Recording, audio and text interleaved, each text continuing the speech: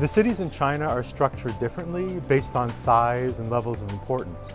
For example, in Shanghai, there are actually 19 municipalities, each of which has their own mayor, and that they report into the mayor of Shanghai overall. The mayor of Shanghai is much more akin to, for example, the premier of Ontario than a regular mayor. So by understanding the different levels of government in China, you're better able to make strategic decisions about your business, what you want it to be and how you want it to evolve.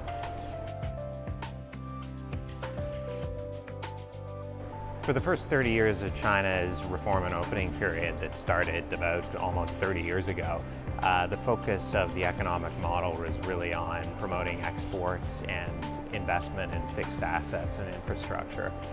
China's moving away from that model. It served it well, but it is a model that's slowing and unsustainable for the long term.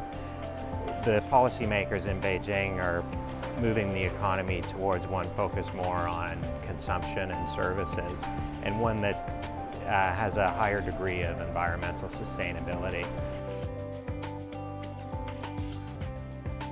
In China, the east of the country is more industrialized, and this is where a lot of the bigger cities lie. The west, much less so. And in China, there are different tiers of city. Most people think that they want to do business in the tier 1 cities, which include Guangzhou, Shanghai, and Beijing.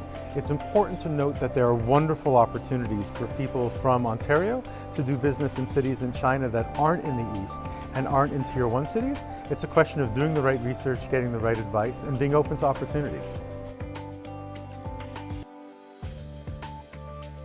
Outbound investment from Chinese companies is historically focused on the resources sector, particularly from a Canadian perspective. But along with the changes that are happening in the Chinese economy itself, we're also seeing a pretty significant change in the scope of sectors in which Chinese investment is made in Canada, and particularly in Ontario, where the focus has really increased to include investment in the technology sector, very broadly defined.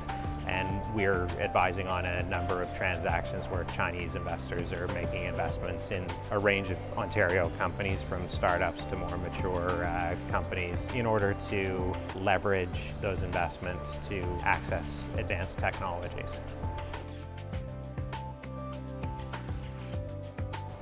In China, relationships are critically important, but sometimes the notion of guanxi, which is the idea of personal relationships and their importance, is a little bit overdone.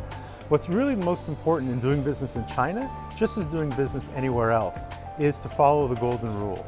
Treat others as you want to be treated, and if you do that, the results are usually really, really good.